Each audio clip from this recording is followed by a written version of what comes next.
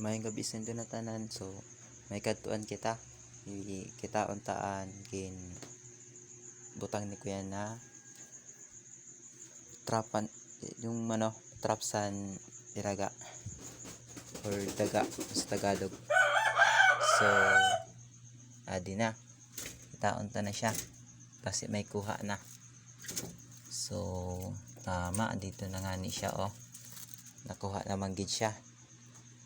Di na amin ni nakuha naton, amin ni nakuha san litag ni kuya. Dako siya na ilaga, maanuhon siya, sabi niya ano pa, makuliton pag wala na san tao, pag turog na makada. So ada nangyari saya. So buwas na lang siya maglabas. So manena siya. Salamat sa pagpanood din do.